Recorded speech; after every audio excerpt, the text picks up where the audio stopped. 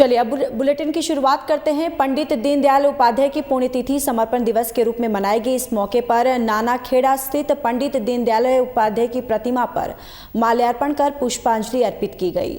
आपको बताते चले कि विधायक अनिल जैन, कालूखेड़ा और शहर बीजेपी अध्यक्ष संजय अग्रवाल सहित बड़ी संख्या में कार्यकर्ता और नेता मौजूद रहे।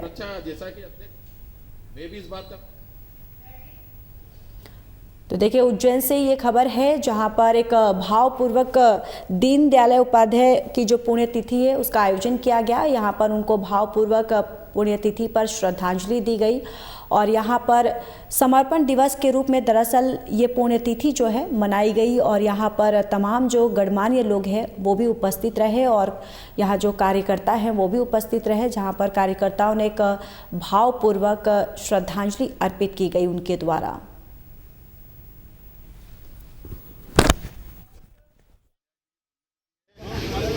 हमारे वरिष्ठ नेता सम्माननीय कुशाभाऊ ठाकरे जी ने आज का दिन समर्पण दिवस के रूप में मनाने का आह्वान किया था।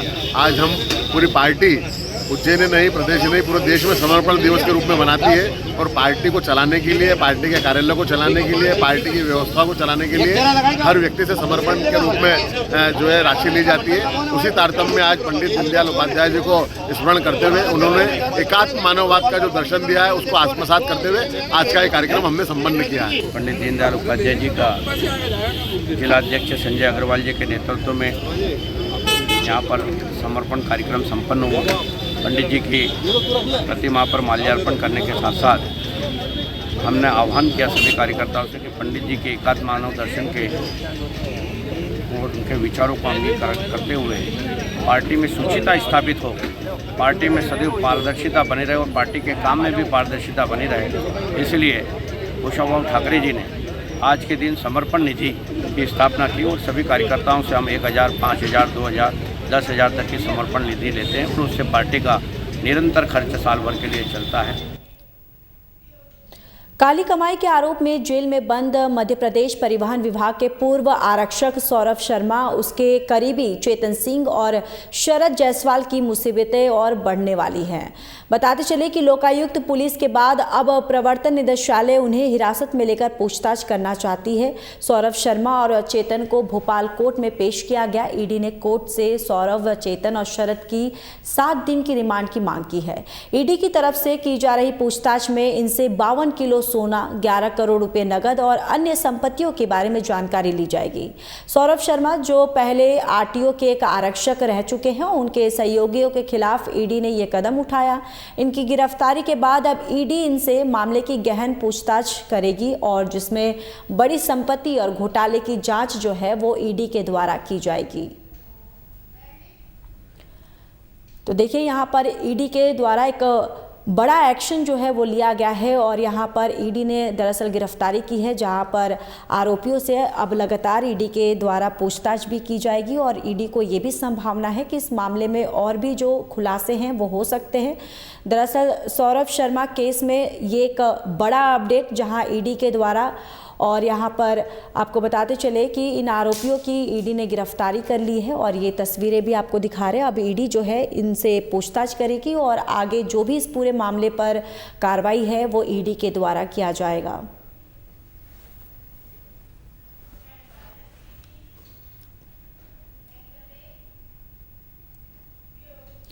सहकारिता मंत्री विश्वास कैलाश सारंग ने सोमवार को प्रयागराज महाकुंभ से गंगा जल लेकर आए टैंकर का स्वागत किया।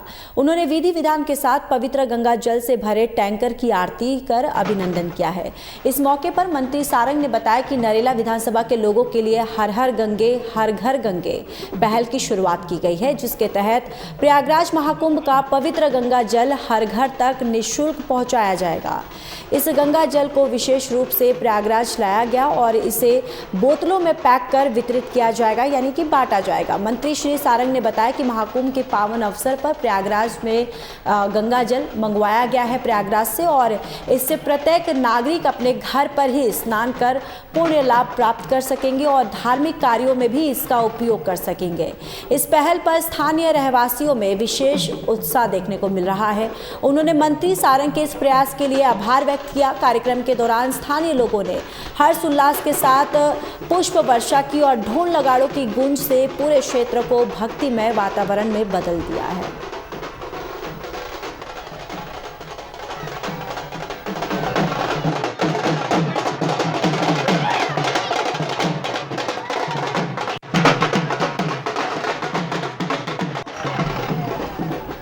तो देखिए ये तस्वीरें भी आपको दिखा रहे हैं, भोपाल की ये तस्वीरें हैं जहां पर ये जो टैंकर है यहाँ पर प्रयागराज भेजा गया था, जहाँ पर प्रयागराज से गंगा जल जो है इस पवित्र गंगा जल इसमें लेकर आया गया है और इसे निःशुल्क जो वहाँ के रहवासी हैं, ज़िले के जो भी लोग हैं उनमें वितरित किया जाएगा। और देखिए तस्वीरें भी आपको दिखा रहे हैं कि इसमें डॉक्टर सारंग जो है उनकी तस्वीर लगी हुई है टैंकर के सामने और जो लोग हैं, जो रहवासी हैं, इस टैंकर का जोरदार उनके द्वारा ढोल नगाड़ों के साथ स्वागत किया गया और पुष्प वर्षा जो है उनके द्वारा किया गया है।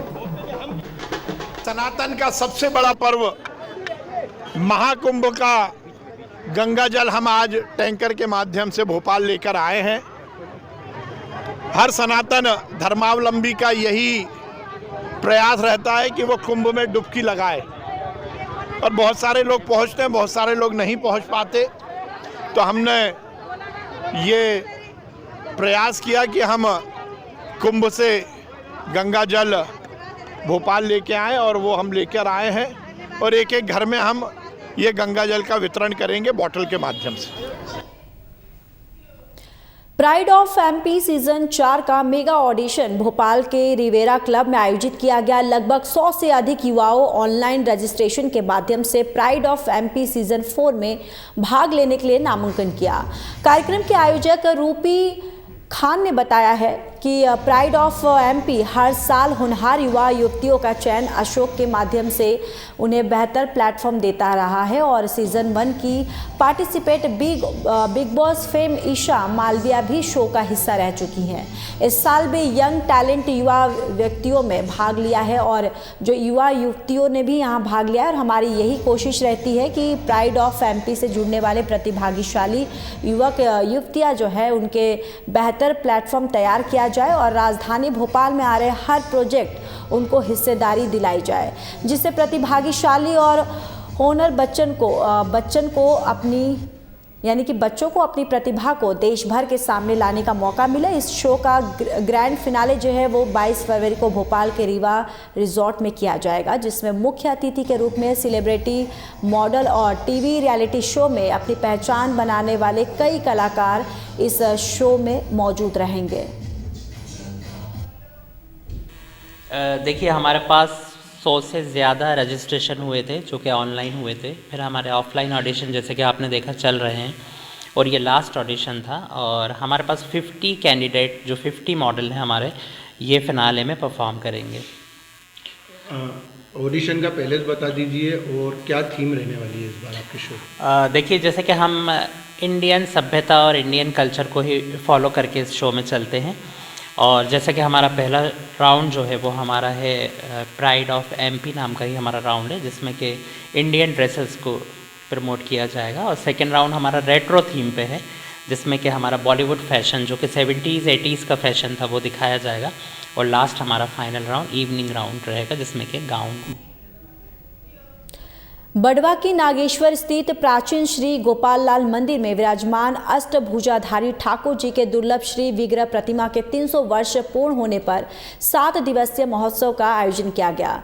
आयोजन की शुरुआत 19 फरवरी से होगी। प्रतिदिन पूजन अनुष्ठान और रात में देश के विभिन्न प्रांतों से आए कलाकारों की भजन संध्या होगी। मुख्य आयोजन 25 फरवरी को है और जिसमें 300 वर्ष में पहली बार अष्टभुजाधारी ठाकुर जी की प्रतिमा को 21 फीट लंबे फूल और बंगले के रूप में सुसज्जित रथ पर नगर भ्रमण कराया जाएगा। तो देखिए 7 दिवसीय जो महोत्सव का आयोजन किया गया है और आपको बताते चले कि यहाँ पर एक विशाल एक रैली भी निकाली जाएगी और यहाँ पर जो फेमस कलाकार है, जो संगीतकार हैं, वो इसमें भजन करने भी आएंगे और 19 फरवरी से इस कार्यक्रम की दरअसल शुरुआत होगी। और ठाकुर जी की प्रतिमा के दरअसल 300 साल जो है वो पूरे हो गए हैं और उसके उपलक्ष्य में ये आयोजन किया गया है। और 7 दिवसीय महोत्सव का दरअसल ये आयोजन होगा और 19 फरवरी से इस कार्यक्रम की शुरुआत होगी। और आपको ये भी बताते चले कि इस कार्यक्रम में कई ऐसे फेमस जो कलाकार हैं, जो सिंगर हैं, जो गायक हैं, वो अपने भजन की यहाँ पर प्रस्तुतियाँ भी देंगे।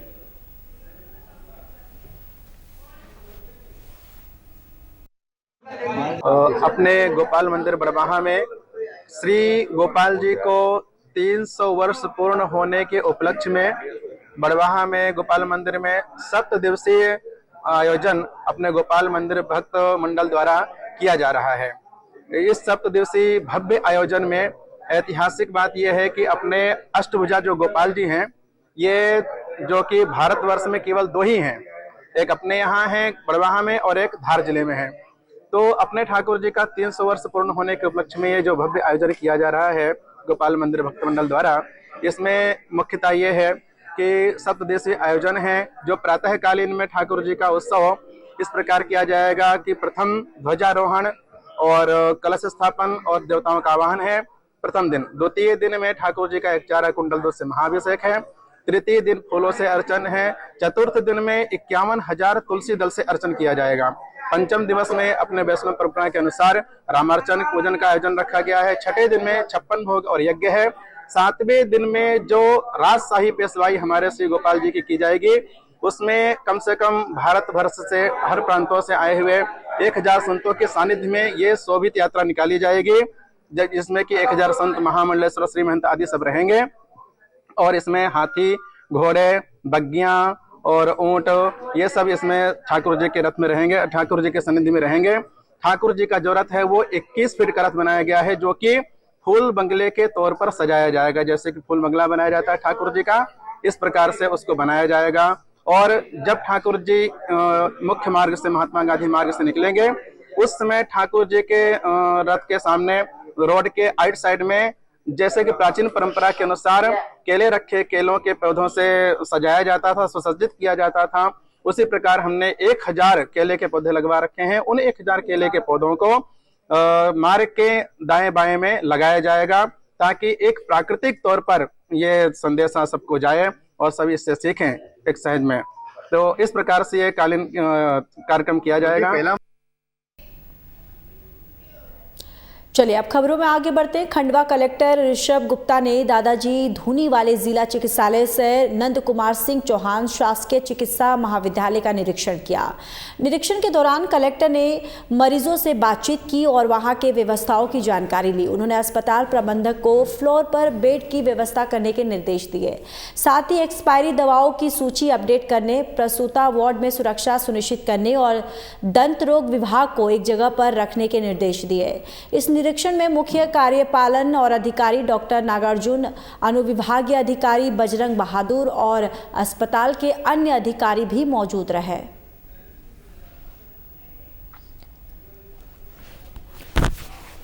तो ठीक है, तो देखिए खंडवा से खबर है जहां पर यहां अस्पताल का निरीक्षण जो है किया गया है। और आपको बताते चले कि इस दौरान स्वास्थ्य सेवाओं की जांच ली गई है और जो प्रसूता वार्ड है उसे भी ठीक तरीके से सुनिश्चित करने को कहा गया है। दरअसल कलेक्टर के द्वारा ये निरीक्षण जो है और हॉस्पिटल का किया गया और जो एक्सपायरी दवाइयाँ हैं उसका भी अपडेट लिया गया है। उन्होंने कहा है कि जो व्यवस्था है उसे यहाँ पर दुरुस्त किया जाए और जो दंत अपार्टमेंट है, जो डेंटल अपार्टमेंट है, उसको भी एक सुनिश्चित जगह पर किया जाए और साथ ही साथ जो प्रसूता हैं उनकी सारी व्यवस्थाएं जो है वो भी सुनिश्चित किया जाए। यानी यहाँ पर जो कलेक्टर हैं उन्होंने कुल मिलाकर यहाँ पर हॉस्पिटल का निरीक्षण करने के दौरान जो भी कमियाँ पाई उसको उन्होंने दिशा निर्देश दिए हैं। के साथ में CMHO साहब के साथ में हमारा जो ओल्ड हॉस्पिटल है और जो नए 2 ब्लॉक्स बने हैं हमारे मेडिकल कॉलेज के, उनका भ्रमण था। वसीम भैया हाथ जरा पीछे। इस संदर्भ में सबसे पहला जो एक आपत्तिजनक बात चली है था कि थोड़ा सा वार्ड्स का हमारा मिसमैनेजमेंट है। हमारे कुछ एक ऐसी सेक्शंस हैं जो मल्टीपल जगह चल रहे हैं, जिससे पेशेंट्स को तकलीफ आएगी। दूसरा, कुछ ऐसा पाया गया कहीं पर तो रूम्स खाली पड़े हैं और कहीं पर हमारे बेड्स कम पड़ रहे हैं और नीचे भी पेशेंट्स को है। तो इस प्रकार से थोड़ी सी मिसमैनेजमेंट पाई गई है, बट ओवरऑल जो आमजन से बात की गई है तो यहाँ की व्यवस्था सुचारू रूप से चल रही है। साथ में मजिस्ट्रेट्स को निर्देशित किया गया है कि स्पेशली जो रात में हमारी महिला आती हैं प्रसूति के लिए, उनके यहाँ पर चेक करें कि कोई मेल अटेंडेंट्स रात को उपस्थित ना रहें। सिंगरौली कलेक्ट्रेट में आयोजित जन सुनवाई में कलेक्टर चंद्रशेखर शुक्ला ने आज 2 बुजुर्ग महिलाओं की समस्याओं का त्वरित समाधान किया। एक बुजुर्ग महिला अपने बेटे और बहू से प्रताड़ित होने की वजह से कलेक्ट्रेट पहुंची थी। कलेक्टर शुक्ला ने उसे आदरपूर्वक सुनते हुए उसकी वृद्धावस्था पेंशन और राशन की व्यवस्था करने के निर्देश दिए। साथ ही महिला को सरकारी वाहन से उसके घर तक भिजवाया। कलेक्टर ने महिला के परिजनों को कड़ी चेतावनी भी दी है और कहा है भविष्य में अगर इस तरह की हरकत की गई तो कड़ी कार्रवाई की जाएगी। तो दूसरी एक बीमार महिला को कलेक्टर ने तत्काल जिला चिकित्सालय शेर ट्रॉमा भिजवाकर भर्ती करवाया। जन सुनवाई में जिले के कई क्षेत्रों से लोग अपनी समस्याओं को लेकर पहुंचे, जिनका समाधान कलेक्टर ने तुरंत किया और संबंधित अधिकारियों को समय सीमा में समाधान का निर्देश भी दिया है।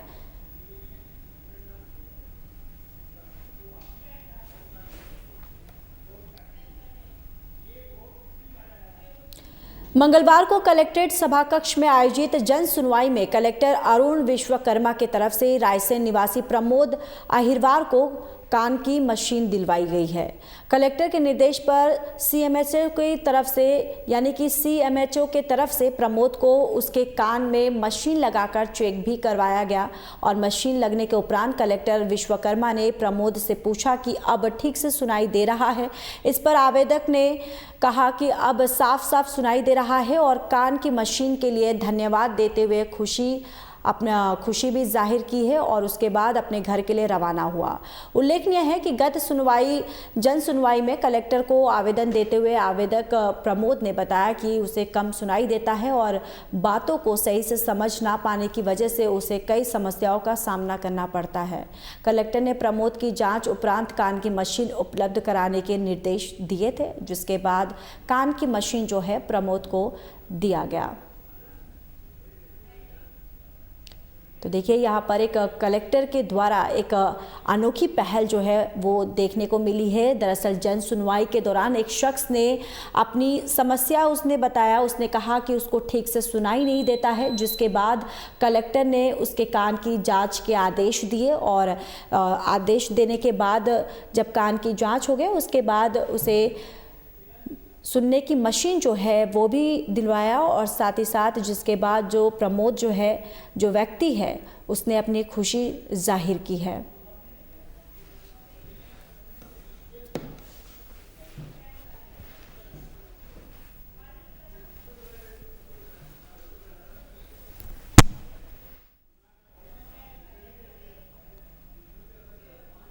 संत रविदास जयंती के अवसर पर कल संगोष्ठी का आयोजन किया गया था, जिसमें बड़ी संख्या में समाज के लोग शामिल हुए और संत रविदास को श्रद्धा सुमन अर्पित किए। संत रविदास जयंती आज धूमधाम से मनाई गई और इस दौरान शहर में विभिन्न कार्यक्रम आयोजित हो रहे हैं। कल संत रविदास फाउंडेशन ने एक निजी होटल में संत शिरोमणि रविदास का चरित्र और संदेश विषय पर संगोष्ठी का आयोजन किया है और आपको बताते चले कि कार्यक्रम में मुख्य वक्ता के रूप में डॉक्टर निशांत खरे ने अपनी बात रखी, जबकि कार्यक्रम की अध्यक्षता डॉक्टर जगदीश चौहान ने की। कार्यक्रम संयोजक डॉक्टर जगदीश चौहान ने स्वागत भाषण देकर कार्यक्रम की रूपरेखा प्रस्तुत किया और अतिथियों का स्वागत किया। संगोष्ठी में अतिथियों ने संत रविदास के जीवन और उनके बताए मार्ग पर चलने की बात की और इस अवसर पर केंद्रीय कानून मंत्री अर्जुन मेघवाल ने भी भाग लिया है। कार्यक्रम में बड़ी संख्या में लोग उपस्थित रहे।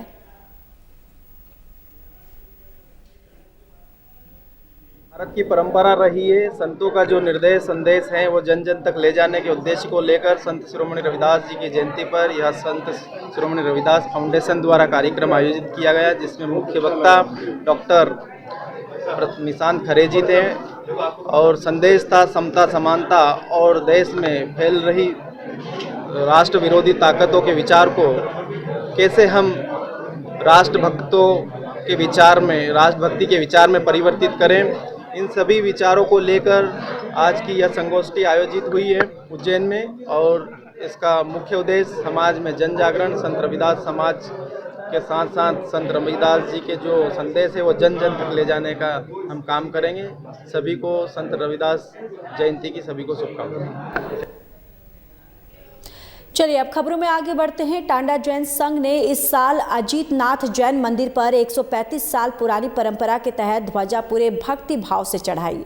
साथ ही सम्राट आचार्य जयंत सेन और सूर्येश्वर जी का 41वां पाटोत्सव बड़े हर्षोल्लास के साथ मनाया गया। इस मौके पर आचार्य जयानंद सूरी जी, मुनिराज पीयूष चंद्र विजय और मुनिराज रजत चंद्र विजय सहित अनेक संत महात्मा उपस्थित थे।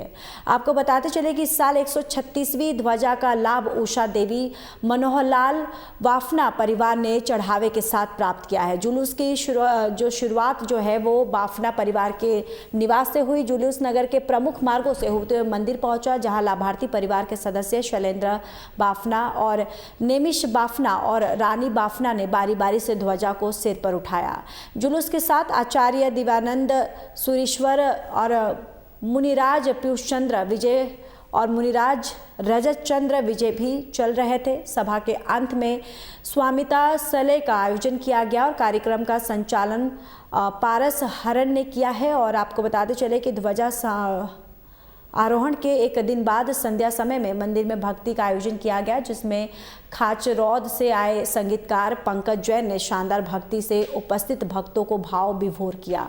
इस भव्य आयोजन ने सभी श्रद्धालुओं को धार्मिक आस्था उत्साह से भर दिया और टांडा नगर में जैन समाज की एकता और समृद्धि की भावना को और भी प्रगाढ़ किया।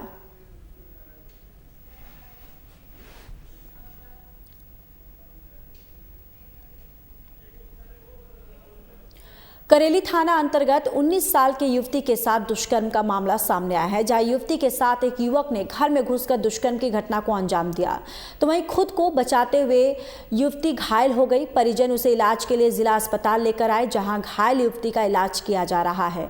पुलिस को घटना की सूचना मिलने पर एसडीओपी मनोज गुप्ता मौके पर पहुंचे। महिला पुलिस ने बयान दर्ज कर युवती को इलाज के लिए जिला अस्पताल में भेज दिया। युवती के बयान के आधार पर मामला दर्ज कर आरोपी को गिरफ्तार कर लिया गया है और साथ ही मामले की जांच पड़ताल जो है वो पुलिस के द्वारा लगातार अब इस पूरे मामले पर की जा रही है। जो सामने आया है थाना क्षेत्र करेली के अंतर्गत ये मामला सामने आया है, जिसमें प्रार्थी द्वारा बताया गया पुलिस को कि एक के पड़ोस में आरोपी रात को 10 और 11 की दरमियानी रात लगभग 1 से 2 बजे के बीच इनके घर में घुसा और इनकी जोर जबरदस्ती कर गलत काम किया गया। इसके उपरांत प्रार्थियां अपने आप को बचाने के लिए घर से भागी। उस दौरान इनको चोटें भी आई हैं और जैसे ही पुलिस को इसमें सूचना प्राप्त हुई, घेराबंदी कर आरोपी को भी कस्टडी में लिया गया है और इसके उपरांत प्रार्थिया को भी उपचार करने के लिए नरसिंहपुर लाया गया और जरूरी उपचार करने के बाद प्रार्थिया की कंप्लेंट भी रजिस्टर कर दी गई और इसमें अग्रिम विवेचना जारी है। इसमें रेप और घर में घुसने के संबंधित धाराएं लगाई। अंतर्राष्ट्रीय मानवाधिकार सुरक्षा संगठन के राष्ट्रीय अध्यक्ष पंकज मिश्रा की कार दुर्घटना में मौत हो गई। ये दुर्घटना प्रयागराज से लौटते समय देर रात घटी, जिससे संगठन को अपूर्णीय क्षति हुई है। पंकज मिश्रा का योगदान मानवाधिकार संरक्षण में अभूतपूर्व था। उनकी अचानक मौत ने सभी को स्तब्ध कर दिया है। उनकी श्रद्धांजलि सभा का आयोजन लक्ष्मी नारायण और खैरोनिया के कार्यालय में उनके साथियों के सहयोग से किया गया। श्रद्धांजलि सभा में उपस्थित लोगों ने नम आंखों से पंकज मिश्रा को श्रद्धांजलि अर्पित की। इस मौके पर प्रदेश अध्यक्ष लक्ष्मी नारायण और खैरोनिया एडवोकेट जगदीश रघुवंशी सहित अन्य प्रमुख नेता और उनके साथी उपस्थित रहे।